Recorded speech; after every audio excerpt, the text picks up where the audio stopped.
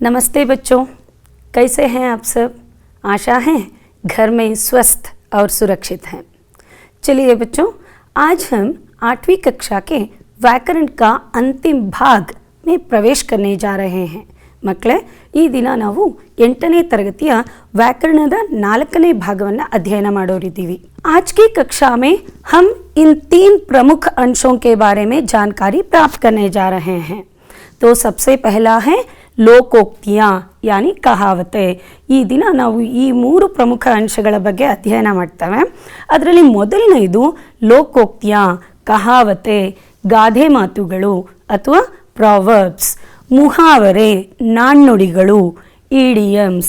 और तीसरा प्रमुख भाग है वाक्य में शब्दों का क्रम। ಯಾವುದೇ ಭಾಷೆಯಲ್ಲಿ ವಾಕ್ಯ ರಚನೆ ಮಾಡುವಾಗ वाक्य में शब्दों की प्रमुखता या वाक्यों में शब्दों के क्रमों को जानना आवश्यक है। तो इस विषय के बारे में भी हम आज जानकारी प्राप्त करेंगे। कक्षा आगे बढ़ाने से पहले चलिए अब हम एक छोटी सी कहानी के साथ इस कक्षा को आगे बढ़ाएंगे। ಒಂದು ಚಿಕ್ಕ ಕಥೆಯನ್ನು ಈಗ ಕೇಳೋಣ ಮಕ್ಕಳ। लेकिन इस कहानी के अंत में मुझे आप लोग बताएंगे कि इस कहानी से आपने क्या सीख पाई है। सो ಈ ಕಥೆಯಿಂದ ನೀವು ಕಲಿತಂತ ಪಾಠ ಏನು ಅನ್ನೋದನ್ನ ನೀವು ನನಗೆ ತಿಳಿಸ್ಕೊಡ್ತೀರಿ। तो चलिए अब हम कहानी सुनेंगे। कहानी है कबूतर और जांड। एक जंगल में एक पेड़ पर बहुत से कबूतर रहते थे। एक बार वे उड़ते उड़ते बहुत सारे बिखरे दाने देखकर वहां खाने के लिए उतर गए। वहां बहेलिए ने पहले से ही जाल बिछाया हुआ था। वे सब जाल में फंस गए। तब बड़े कबूतर ने कहा, सब मिलकर एक साथ जाल सहित ऊपर उड़ चलो। सभी कबूतर एक साथ जाल लेकर उड़ गए। बड़े कबूतर के मित्र चूहे व उसके साथियों ने सारा जाल काट डाला। सभी कबूतर जाल से बाहर आ गए। समझ में आया ना आपको कहानी।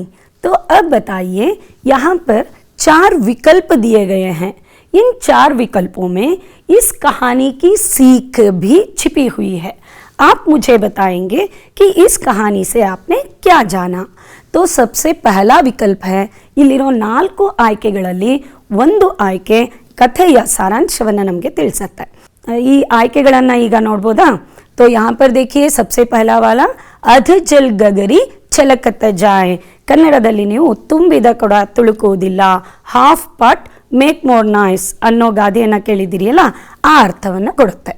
उड़ती चिड़िया पहचानना, ಇದರ ಅರ್ಥ किसी भी दूर की चीज को सूक्ष्मता से अवलोकन करना। तो 3-5 करना यानी यहाँ वहाँ की बातें करना। तो चौथा है एकता में बल है। तो क्या मुझे आप बता सकते हैं कि इस कहानी की सीख क्या है। जी हाँ, बिल्कुल सही पहचाना आप लोगों ने। इस कहानी की सीख है ಏಕತಾ ಮೇ ಬಲ್ ಹೈ। ಮಕ್ಕಳೇ, ಇಲ್ಲಿ ಒಂದು ಅಂಶವನ್ನು ಗಮನಿಸಿದ್ರ, ಸುಮಾರು 6-7 ವಾಕ್ಯದ ಕಥೆಯ ಸಾರಾಂಶವನ್ನು ನೀವು ಕೇವಲ ಒಂದು ಪುಟ್ಟ ವಾಕ್ಯಾಂಶದಲ್ಲಿ ಬಂಧಿಸಿಟ್ರಿ। इसी तरह के वाक्यांश को हम कहते हैं कहावतें या लोकोक्तियाँ। तो चलिए आगे बढ़ेंगे। ಮಕ್ಕಳೇ, ಈ ಚಿತ್ರವನ್ನು ನೋಡಿದ ಕೂಡಲೇ ನೀವು ಗಮನಿಸ್ತಿರಬಹುದು, दीपದ ಬುಡದಲ್ಲೇ कत्तलु ಅನ್ನೋ ಅರ್ಥವನ್ನು ಕೊಡುತ್ತೆ।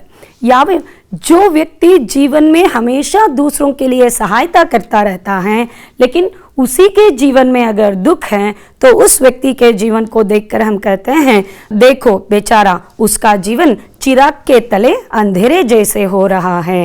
तो देखिए, पूरे सारांश को सिर्फ एक छोटे वाक्यांश में हम लोगों ने पढ़ा। तो इसलिए यही कहा गया है कि जीवन के कई अनुभव तथ्य को प्रकट करने वाले स्वतंत्र वाक्यांश को हम कहावत या लोकोक्तियाँ कहते हैं। तो मुख्य बात यह है बच्चों कि ये स्वतंत्र वाक्यांश हैं। ಜೀವನದ ಅನುಭವಗಳನ್ನು, ಘಟನೆಯ ಸಾರಾಂಶವನ್ನು ಕೆಲವೇ ಶಬ್ದಗಳಲ್ಲಿ ಪುಟ್ಟ ವಾಕ್ಯಾಂಶದಲ್ಲಿ ಬಂಧಿಸಿಟ್ಟಿರೋದನ್ನು ನಾವು ಕಹಾವತೆ, ಲೋಕೋಕ್ತಿಯ ಯಾ ಗಾದೆ ಮಾತುಗಳು ಅಂತ ಕರೀತೇವೆ। अब हम एक एक करके हर एक कहावत का अर्थ जानने की कोशिश करेंगे। तो यहाँ पर देखिए, यह कहावत है, एक अनार 100 बीमार। इसका अर्थ होगा चीज कम मांग अधिक। आपके घर में 5 लोग हैं और पिताजी 5 लोगों के लिए अनार, आम या सेब कुछ फल लाते हैं, लेकिन उसी दिन आपके घर में कोई अतिथि और कुछ 5 लोग अतिथि के रूप में आ जाएंगे, तो तब यह कहावत होगी कि एक अनार 100 बीमार, यानी चीज कम मांग अधिक। मांग शब्द का अर्थ है बेड़िके। इसी तरह और कुछ कहावतों को हम जान लेंगे। आंखों का तारा यानी बहुत ही प्रिय, मुंह में पानी आना, किसी चीज को देखकर ललचाना ಅಂದ್ರೆ ದುರಾಸೆಯನ್ನು ವ್ಯಕ್ತಪಡಿಸೋದು। तो और एक बात है, तिल का ताड़ बनाना। तिल यानी एಳ್ಳು, ताड़ यानी ताड़ का पेड़। तो किसी चीज को बढ़ा चढ़ा कर कहना, छोटी बात को बढ़ा चढ़ा कर कहना। ವರ್ಷಾ के समय में हम सब यह काम करते हैं। ಮಳೆಗಾಲದಲ್ಲಿ ನಾವೆಲ್ಲರೂ ಇದೇ ಕೆಲಸವನ್ನ ಮಾಡೋದು। ಸ್ವಲ್ಪ ಜೋರಾಗಿ ಗುಡುಗು ಸಿಡಿಲು ಬಂದ್ರೆ ಸಾಕು, ಅಬ್ಬಾ ಮನೆ ಮಾಡಿನೇ ಹಾರೋಗೋಷ್ಟು ಸಿಡಿಲು ಬಂತು ಅಂತ ಇದ್ದ ಸ್ವಲ್ಪ ಇರೋದನ್ನ ಹೆಚ್ಚು ಮಾಡಿ ಹೇಳ್ತೀವಿ ಅಲ್ಲ, उस संदर्भ में इस कहावत का प्रयोग होगा। इस चित्र को देखते ही आप पहचान गए कि जिसकी लाठी उसकी भैंस, यानी शक्तिशाली की ही विजय होती है। यार ಕೈಯಲ್ಲಿ ದೊಣ್ಣೆ ಇರುತ್ತೋ ಅವ್ರದೇ ಆಡಳಿತ ನಡೆಯುತ್ತೆ ಅನ್ನೋ ಅರ್ಥವನ್ನ ಇದು ತೋರಿಸುತ್ತೆ। यहाँ पर कुछ और कहावतें हैं, हम इनका अर्थ जानने की कोशिश करें। जैसी करनी वैसी भरनी, इसका अर्थ होगा कार्य के हिसाब से ಫಲ್ ಮಿಲ್ನಾ।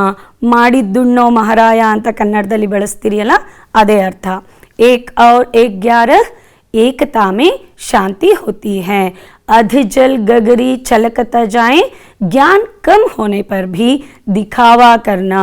ಕೆಲವರು ಸ್ವಲ್ಪ ಜ್ಞಾನ ಇರುತ್ತೆ, ಆದರೆ ನನಗೆ ತುಂಬಾ ಗೊತ್ತು ಅನ್ನೋ ಥರ ನಡ್ಕೋತಾರಲ್ಲ, तो उन व्यक्तियों को देखकर हम यह कह सकते हैं कि अध जल गगरी छलकत जाए। बच्चों यहाँ पर एक बात ध्यान दीजिए, 9, 2, 11 होना। इन शब्दों के समूह से हम यह जान सकते हैं ये कहावतों से भी छोटे या संक्षिप्त रूप के वाक्यांश हैं। तो इस वाक्यांश का अर्थ होगा भाग जाना। जैसे एक वाक्य बना सकते हैं, चोर सिपाही की आंखों में धूल झोंक कर 9, 2, 11 हो गया, यानी भाग गया। और यहाँ पर देखिए, लाल पीला होना, यह भी संक्षिप्त वाक्यांश है। इसका अर्थ होगा क्रोधित होना, यानी व्यर्थ में लाल पीले होने से कोई फायदा नहीं। तो इस तरह छोटे वाक्यांश को हम मुहावरे कहते हैं। तो अब हम मुहावरों के बारे में भी अधिक जानकारी प्राप्त करेंगे। कहावतें स्वतंत्र वाक्यांश हैं, मुहावरे संक्षिप्त वाक्यांश हैं। मुहावरे सुंदर और संक्षिप्त वाक्यांश या उक्ति होती है। मुहावरे वे वाक्यांश हैं जो किसी वाक्य के बीच में आकर वाक्य की विशेषता को बढ़ा देते हैं। ಅಂದ್ರೆ ಮಕ್ಕಳೇ, ನಾಣ್ಣುಡಿಗಳು ಇವು ಸ್ವತಂತ್ರವಾಗಿ ಅಸ್ತಿತ್ವದಲ್ಲಿರೋದಿಲ್ಲ, ವಾಕ್ಯದ ಮಧ್ಯದಲ್ಲಿ ಅವುಗಳನ್ನು ಬಳಕೆ ಮಾಡಲಾಗತ್ತೆ। मुहावरे वे शब्द हैं जो वाक्य के बीच में आकर वाक्य की विशेषता को बढ़ा देते हैं। ವಾಕ್ಯದ ಮಧ್ಯದಲ್ಲಿ ಪ್ರಯೋಗಗೊಂಡು ವಾಕ್ಯಕ್ಕೆ ವಿಶೇಷ ಅರ್ಥವನ್ನು ಕಲ್ಪಿಸುವಂಥ ಪದಗಳನ್ನು ನಾಣ್ಣುಡಿಗಳು ಅಂತ ಕರೀತವೆ। Idioms are the words which occurs between the sentence to give the special meaning to a sentence। तो भाषा में सुंदरता या लालित्य लाने का काम मुहावरे करते हैं। ಯಾವುದಾದ್ರೂ ಒಂದು ವಾಕ್ಯವನ್ನ ನಾಣ್ಣುಡಿಯೊಂದಿಗೆ ನಾವು ರಚಿಸಿದಾಗ ಆ ವಾಕ್ಯದ ಮೆರುಗು ಹೆಚ್ಚುತ್ತೆ। सो मुहावरे किसी के बनाए हुए नहीं हैं, वे अपने आप स्वाभाविक रूप से बनते हैं। ತಾವಾಗಿನೇ ಉತ್ಪತ್ತಿಯಾಗಿರುವಂಥ ವಾಕ್ಯಾಂಶಗಳನ್ನು ನಾವು मुहावरे ಅಂತ ಕರೀತೇವೆ। मुहावरों के प्रयोग से भाषा में स्वाभाविकता और सरलता आती है। मुहावरों का प्रयोग उन वाक्यों के लिए करना चाहिए जहां पर मुहावरे स्वयं अपने अर्थ प्रकट करते हो।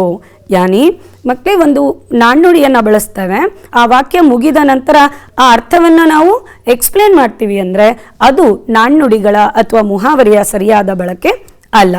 ಮುಹಾವರೆ ಅಪ್ನೆ ಆಪ್ ಅರ್ಥ ಬತಾತೆ ಜಾಯೆಂಗೆ. ಒಂದು ಘಟನೆಯನ್ನು ತಗೋಣ. ನೀವು ಆಟಾಡ್ತಾ ಇರ್ತೀರಿ, ನಿಮ್ಮ ಮನೆ ಪಕ್ಕದ ಮನೆಯ ಮಗು ಮಣ್ಣು ತಿಂತಾ ಇರತ್ತೆ. ನೀವು ಅವ್ರ ತಾಯಿ ಹತ್ರ ಹೋಗಿ ಏನು ಹೇಳ್ತೀರಿ, ಆಂಟಿ ನಿಮ್ಮ ಪಾಪು ಮಣ್ಣು ತಿಂತಿದೆ ಅಂತ. ಸೊ ಹಾಗೆ ಇನ್ನೊಂದು ಘಟನೆಯನ್ನು ಕಲ್ಪಿಸ್ಕೊಳ್ಳಿ. ನಿಮ್ಮ ಊರಿಗೆ ಪಕ್ಕದ ಊರಿನಿಂದ ವ್ಯಾಪಾರ ಮಾಡಲಿಕ್ಕೆ ಅಂತ ಒಂದಿಷ್ಟು ಜನ ವ್ಯಾಪಾರಿಗಳು ಬರ್ತಾರೆ. ಆದರೆ ತುಂಬ ದಿನ ವ್ಯಾಪಾರ ಮುಂದುವರಿಯುತ್ತೆ. ಆದರೆ ಇಲ್ಲಿ ಈ ಊರಲ್ಲಿ ಹೆಚ್ಚಿನ ಲಾಭ ಅವ್ರಿಗೆ ಬರೋದಿಲ್ಲ. ವಾಪಸ್ ಅವ್ರ ಊರಿಗೆ ಹೊರಟೋಗ್ಬಿಡ್ತಾರೆ. ಆಗ ನಿಮ್ಮೂರಿನ ವ್ಯಾಪಾರಿಗಳು ಒಂದು ಮಾತು ಹೇಳ್ತಾರೆ, ದೊಡ್ಡದಾಗಿ ನಮ್ಮೂರಲ್ಲಿ ವ್ಯಾಪಾರ ಮಾಡ್ತೀವಿ ಅಂತ ಬಂದರು, ಮಣ್ಣು ತಿನ್ಕೊಂಡು ಹೋದರು. ಆದರೆ ಇಲ್ಲಿ ನೋಡಿ, ಮಗು ನೇರವಾಗಿ ಮಣ್ಣನ್ನು ತಿಂತಿತ್ತು. ಆ ಅರ್ಥನೇ ಬೇರೆ. ಇಲ್ಲಿ ವ್ಯಾಪಾರಿ ಮಣ್ಣು ತಿನ್ಕೊಂಡು ಹೋದ್ರು ಅಂದರೆ ನಷ್ಟವನ್ನು ಅನುಭವಿಸಿ ಹೋದ್ರು. इस तरह मुहावरे अपने आप अर्थ प्रकट करते रहते हैं. कभी कभी जिस बात को साधारण भाषा में कहने के लिए एक आध पृष्ठ लगता है, पृष्ठ अंदर पेज, उसी बात को मुहावरे की आधी या छोटी सी पंक्ति से कहा जा सकता है. ಒಂದು ಘಟನೆಯನ್ನ ನೀವು ಎಕ್ಸ್ಪ್ಲೇನ್ ಮಾಡಲಿಕ್ಕೆ ಸುಮಾರು ಅರ್ಧ ಪುಟದಷ್ಟು ಅಥವಾ 12 ವಾಕ್ಯ ಬಳಸ್ತೀರಿ. ಆದರೆ ಅದೇ ಘಟನೆಯ ಸಾರಾಂಶವನ್ನ ಒಂದು ಸಂಕ್ಷಿಪ್ತ ಪದಗಳ मुहावरे ಮೂಲಕ ನಾವು ಅದನ್ನು व्यक्तपडिसಬಹುದು. उदाहरण के लिए यहाँ पर इस चित्र को देखिए. यह रामायण की एक घटना है जहाँ पर राम सेतु बनाने के बाद राम वानर सेना सहित लंका पहुंच चुके हैं. ಸೊ ವಾನರ ಸೇನೆಯೊಂದಿಗೆ ರಾಮ ತಲುಪಿಬಿಟ್ಟಿದ್ದಾರೆ ಶ್ರೀಲಂಕಾವನ್ನ.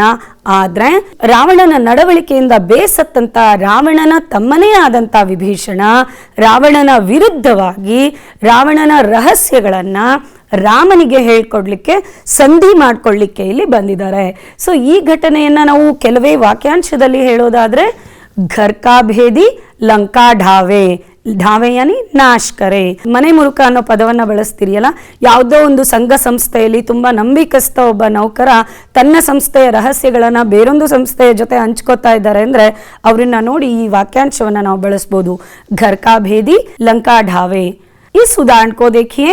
गागर में सागर भरना, यानी अगर आपकी पाठशाला में कोई अतिथि आते हैं जो बहुत ही अच्छी तरह से भाषण देकर चलते हैं. ಸೊ ತುಂಬ ಚೆನ್ನಾಗಿ ಭಾಷಣ ಮಾಡಿ ಹೋಗ್ತಾರೆ ಒಬ್ರು, ತುಂಬ ಕಡಿಮೆ ಸಮಯದಲ್ಲಿ ತುಂಬ ಚೆನ್ನಾಗಿ ಭಾಷಣ ಮಾಡಿ ಹೋಗ್ತಾರೆ. ಅದನ್ನು ನೋಡಿ ನೀವು ಹೇಳ್ಬೋದು, ಅರೆ ಉಸ್ ಅತಿಥಿ ನೇ ತೋ गागर में सागर भर दिया, अत्यंत कम समय में बहुत सारे अंशों को हमें बता दिया. तो इन 5 शब्दों में जो बात भरी गई है वह 5 पंक्तियों में भी नहीं कही जा सकती. यहाँ पर भी कुछ मुहावरे हैं बच्चों. आपके किताब के हरा घोड़ा पाठ के 86th पेज में आप इन मुहावरों को देख सकते हैं. तो यहाँ पर उल्लू बनाना यानी मूर्ख बनाना, जैसे हरा घोड़ा पाठ में आप लोगों ने जान लिया कि अकबर भी समझ गए कि बीरबल को उल्लू बनाना सरल नहीं है. और एक मुहावरा है जाल में फंसना यानी वश में करना. अकबर बीरबल को उल्लू बनाना चाहते थे लेकिन अब वे खुद उसके जाल में फंस गए. मुंह की खाना यानी बुरी तरह हारना. इसके लिए वाक्य होगा, यदि दुश्मनों ने फिर भारत पर आक्रमण किया तो उन्हें ಮುಹ್ಕಿ ಖಾನಿ ಪಡೆಗಿ. ಈಗ ನಮ್ಮ ಸಶಸ್ತ್ರ ಪಡೆಗಳು ಎಷ್ಟು ಬಲಿಷ್ಠವಾಗಿವೆ ಅಂದರೆ ಯಾವುದೇ ರಾಷ್ಟ್ರ ನಮ್ಮ ಭಾರತವನ್ನು ಕಣ್ಣೆತ್ತು ನೋಡಿದ್ರು ಉನ್ಹೆ ಮುಹ್ತೋಡ್ ಜವಾಬ್ ದಿಯಾ ಜಾಯೇಗಾ या उन्हें मुहकी खानी पड़ेगी. तो यहाँ पर और कुछ मुहावरे हैं. कमर कसना यानी तैयार होना, टोंक कट्टी निल्लू. टांग अड़ाना, रुकावट डालना यानी अड़चने माडू. किस्मत खुलना, भाग्य चमकना. भांडा फोड़ना, पोल खुलना. तो इस तरह बच्चों, जैसे कन्नड़ा में एक बात है, ವೇದ ಸುಳ್ಳಾದರೂ ಗಾದೆ ಸುಳ್ಳಾಗದು, ಆ ರೀತಿ ಈ ಎಲ್ಲ ಗಾದೆಗಳು ನಾಣ್ಣುಡಿಗಳು ಜೀವನದ ಅನುಭವವನ್ನು ವ್ಯಕ್ತಪಡಿಸ್ತಾ ಹೋಗ್ತವೆ. ಈಗ ಈ ದಿನದ ತರಗತಿಯ ಕೊನೆಯ ಘಟ್ಟಕ್ಕೆ ಬಂದಿದ್ದೇವೆ. ಯಹ वाक्य रचना. वाक्यों में शब्दों का क्रम. इसे जानने से पहले एक बात को याद करेंगे कि वाक्य क्या है. वाक्य अंदर ಏನು. सार्थक शब्दों के समूह को हम वाक्य कहते हैं या ऐसे शब्दों का समूह जिनका अर्थ सार्थक हो, इन्हें हम वाक्य कहते हैं. तो वाक्यगत शब्दों को उनके संबंधानुसार उचित स्थान पर रखने को क्रम कहते हैं. ಸಂಬಂಧಗಳಿಗನುಗುಣವಾಗಿ ವಾಕ್ಯದಲ್ಲಿ ಶಬ್ದಗಳನ್ನು ಬರೆಯೋದನ್ನ ನಾವು ಶಬ್ದಗತ್ ಕ್ರಮ ಅಂತ ಕರೀತೇವೆ. तो ये शब्दगत क्रम है कर्ता कर्म क्रिया. ಕರ್ತ ಯಾನಿ ಹೀರೋ ಆಫ್ ದ ಸೆಂಟೆನ್ಸ್, ಒಂದು ವಾಕ್ಯದ ಪ್ರಮುಖ ಭಾಗ, ಯಾರು ಆ ಕೆಲಸವನ್ನ ಮಾಡ್ತಾರೋ ಅವರನ್ನ ನಾವು ಕರ್ತ ಅಂತ ಕರಿತೇವೆ. ಯ ಸಂಜ್ಞಾ ಯಾ ಸರ್ವನಾಮ भी हो सकता है. ನಾಮಪದದಲ್ಲೂ ಬಳಕೆ ಮಾಡಬಹುದು ಕರ್ತಾನ ಅಥವಾ ಸರ್ವನಾಮದಲ್ಲೂ. कर्म शब्द जिसकी सहायता से काम पूरा करता है कर्ता. ಯಾವುದರ ಸಹಾಯದಿಂದ ಕೆಲಸ ಆಗುತ್ತೋ ಅದನ್ನ ನಾವು कर्म शब्द ಅಂತ ಕರಿತೇವೆ. यह भी संज्ञा भी हो सकती है या सर्वनाम भी. तो क्रिया यानी प्रेडिकेट एक्शन वर्ड. सो यह एक काम करने की प्रक्रिया को सूचित करती है. क्रिया means verb is a action word. अब आप लोगों के सामने दो वाक्य हैं. यहाँ पर लड़का क्या कर रहा है? लड़का पढ़ता है. काम करने वाला कौन है? तो लड़का. अब यह लड़का हो गया कर्ता यानी वाक्य का प्रमुख बिंदु. लड़का क्या कर रहा है? पढ़ रहा है यानी पढ़ता है. यह है क्रिया. ಅವನಿಂದ ಏನೋ ಕೆಲಸ ನಡೀತಾ ಇದೆ, ಇದು ಕ್ರಿಯಾ. लड़का और पढ़ता है, इन दोनों के बीच का संबंध किसके साथ है? वह है पुस्तक. तो अब पुस्तक हो गया कर्म शब्द. तो चलिए दूसरे चित्र तक पहुंचेंगे. यहाँ पर लड़की क्या कर रही है? फल खा रही है. तो काम करने वाली कौन है? लड़की. तो लड़की यहाँ पर कर्ता हो गई. क्या कर रही है? खाती है. तो खाती है क्या है? क्रिया. और लड़की क्या खाती है? फल खाती है. तो फल हो गया कर्म शब्द. तो इस तरह वाक्य में कर्ता का स्थान पहला होता है, कर्म का स्थान दूसरा स्थान होता है और क्रिया का स्थान है तीसरा स्थान. यहाँ पर एक एक्टिविटी है बच्चों, आप लोगों को दो वाक्य हैं, आप लोगों को बताना पड़ेगा.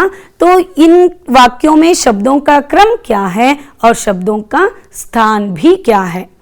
तो राम और सीता दोनों प्रथम स्थान में हैं और ये दोनों हो गए कर्ता शब्द. पुस्तक और फल दोनों द्वितीय स्थान में हैं, तो इसका क्रम हो गया कर्म शब्द.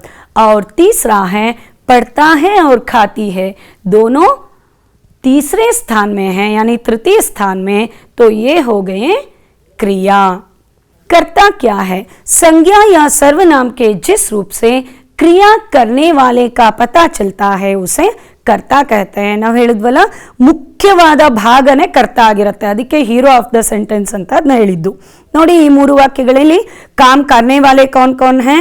छात्र गाते हैं, विराट कोहली भल्लेबाजी करते हैं, हम सब पढ़ाई कर रहे हैं घर में बैठकर. तो इसलिए छात्र, विराट कोहली, हम सब कर्ता शब्द है. अब कर्म शब्द क्या है? वाक्य की क्रिया का फल जिस पर पड़ता है उसे हम कर्म शब्द कहते हैं. वो संज्ञा भी हो सकते हैं या सर्वनाम भी. तो इन वाक्यों में प्रार्थना गीत, भल्लेबाजी और पढ़ाई ये तीनों कर्म शब्द है. तो क्रिया जिस शब्द से किसी काम के होने या करने का पता चले उसे क्रिया कहते हैं. सो ಕಾರ್ಯ, ಕೆಲಸ ನಡೀತಾ ಇರುವಂತ ಕೆಲಸವನ್ನು ಸೂಚಿಸುವಂತ ಎಲ್ಲ ಪದಗಳು ನಮಗೆ क्रिया शब्द ಆಗತ್ತೆ. गाते हैं, करते हैं, कर रहे हैं, ये है क्रिया शब्द.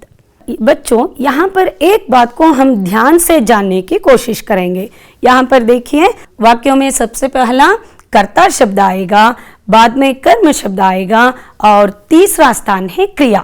क्रिया आएगी. भारत के सभी भाषाओं का वाक्य में शब्दों का क्रम इसी तरह होता है. जैसे सबसे पहले कर्ता, कर्म, क्रिया. राम आम खा रहा है, ರಾಮನು ಮಾವಿನ ಹಣ್ಣು ತಿನ್ನುತ್ತಿದ್ದಾನೆ. ಇದನ್ನೇ ನಾವು SOV ಸೂತ್ರ, ಸಬ್ಜೆಕ್ಟ್ ಆಬ್ಜೆಕ್ಟ್ ವರ್ಬ್ ಅಂತ ಗುರುತಿಸ್ತೇವೆ. ಆದರೆ ಈ ಎಲ್ಲ ಭಾರತೀಯ ಭಾಷೆಗಳಿಗೆ ಸ್ವಲ್ಪ ವ್ಯತಿರಿಕ್ತವಾಗಿ ಬಳಕೆ ಆಗೋದು इंग्लिश. तो सबसे पहला तो सब्जेक्ट आएगा लेकिन बाद में वर्ब आएगी यानी क्रिया आएगी, बाद में ऑब्जेक्ट. तो इसलिए इसका सूत्र हो गया SVO यानी सब्जेक्ट वर्ब ऑब्जेक्ट. इस बात को ध्यान में रखिएगा. Rama is eating a mango. ನೋಡಿ ಈಟಿಂಗ್ ಅನ್ನೋ ವರ್ಬ್ मध्य भागದಲ್ಲಿ ಬಳಕೆ आಗಿದೆ. वाक्य में क्रम के साधारण नियम होते हैं. जैसे वाक्य में सबसे पहले कर्ता आता है, आप खुद पढ़ते जाइएगा इन वाक्यों को। जैसे राम गया, कर्ता के बाद द्वितीय स्थान में कर्म शब्द आता है, जैसे यह पुस्तक पढ़ता है। और वाक्य में सबसे अंत में क्रिया आएगी और उसके थोड़े पहले क्रिया विशेषण आती है। जैसे पढ़ता है, कैसे पढ़ता है? खूब पढ़ता है। यह है क्रिया विशेषण, क्रिया की विशेषता को प्रकट करने वाला शब्द। A word which qualifies a verb is known as adverb, जिसे हम क्रिया विशेषण कहते हैं। ಮಕ್ಕಳೇ, ಈಗ ನಿಮ್ಮ ಮುಂದೆ ಕೆಲವು ಬಿಟ್ಟ ಸ್ಥಳಗಳಿವೆ. ಇದರಲ್ಲಿ ಶಬ್ದಗಳ ಕ್ರಮ, ಆ ಶಬ್ದಗಳು ಯಾವುವು ಅನ್ನೋದನ್ನ ನೀವು ಗುರುತಿಸಬಹುದಾ? तो चलिए पहले प्रश्न तक पहुंचेंगे। प्रवीण डैश खेलता है, तो इस खाली जगह में कौन सा क्रम आता है शब्दों का? हाँ, बिल्कुल सही कहा आप लोगों ने, कर्म शब्द आता है। और यहाँ पर कर्म शब्द है गेंद, और आपका वाक्य हो गया प्रवीण गेंद खेलता है। तो दूसरे वाक्य में सबसे पहला स्थान किसका है? बिल्कुल सही कहा आपने। और यहाँ पर इस वाक्य के लिए कर्ता कौन सी है? लता जी, यानी लता मंगेशकर जी गीत गाती है। तो इस वाक्य में तीसरा स्थान किसका है? क्रिया है, क्रिया की है। और क्रिया है यहाँ पर माँ चाय बनाती है। अब हम आगे बढ़ते हुए यह जानेंगे कि क्रिया के आधार पर वाक्य में कितने भेद हैं। ಕ್ರಿಯೆಯ ಬಳಕೆಯನ್ನು ಮೊದಲುಗೊಂಡು ವಾಕ್ಯದಲ್ಲಿ ಯಾವ ಪ್ರಕಾರಗಳಿವೆ? जैसे अकर्मक क्रिया, सकर्मक क्रिया। जैसे बच्चों, इन शब्दों में ही अर्थ छिपा है, ಈ ಪದಗಳಲ್ಲೇ ಅರ್ಥ ಇದೆ ನೋಡಿ। ಅಕರ್ಮಕ್ ಯಾನಿ ಕರ್ಮಕ್ಕೆ ಬಿನಾ, ಕರ್ಮ ಶಬ್ದವಿಲ್ಲದಂತಹ ಕ್ರಿಯೆಗಳು, ಅಂತ ವಾಕ್ಯಗಳನ್ನು ನಾವು ಅಕರ್ಮಕ ವಾಕ್ಯ ಅಂತಲೂ ಕರಿತೇವೆ। और दूसरा है सकर्मक क्रिया, यानी कर्म के साथ प्रयोग होने वाले क्रिया, कर्म शब्द ಬಳಕೆ ಆಗುವಂತಹ ಕ್ರಿಯೆಗಳು, ಇವನ್ನ ನಾವು सकर्मक वाक्य ಅಂತಲೂ ಕರಿತೇವೆ। ट्रांसिटिव वर्ब, इंट्रांसिटिव वर्ब और ट्रांसिटिव सेंटेंसेस, इंट्रांसिटिव सेंटेंसेस। तो यहाँ पर आप लोगों को कुछ चित्र दिखाए जाएंगे बच्चों। आप लोगों को बताना है इन चित्रों के लिए कर्म शब्द चाहिए या नहीं। ಈ ವಾಕ್ಯಗಳಲ್ಲಿ कर्म शब्द ಬೇಕೋ ಬೇಡೋ ಅನ್ನೋದನ್ನ ನೀವು ನಿರ್ಧರಿಸಿ ಹೇಳಿ।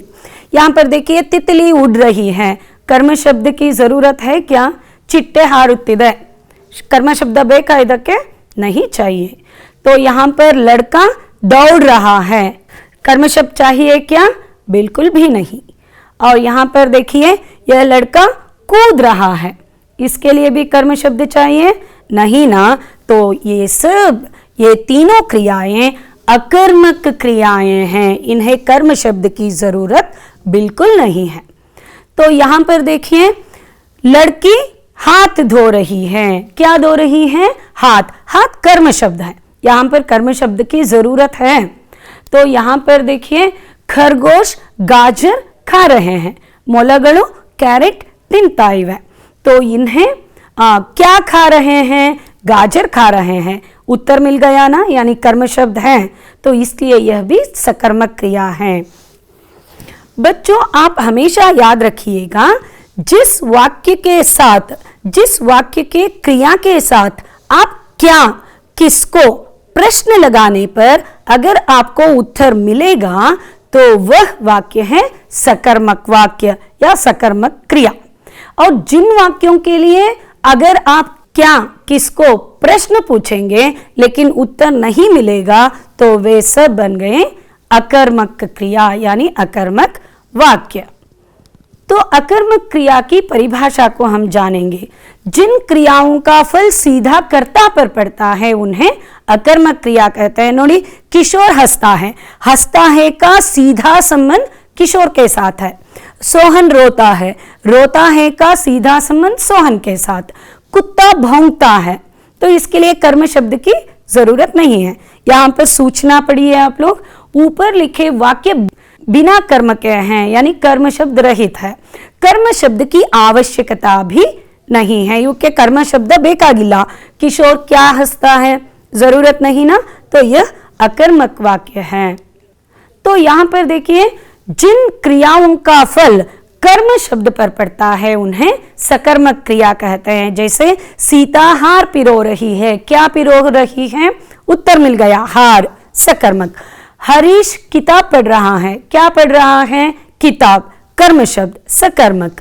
राम ने रावण को मारा, राम ने किसको मारा? रावण को मारा, उत्तर मिल गया ना।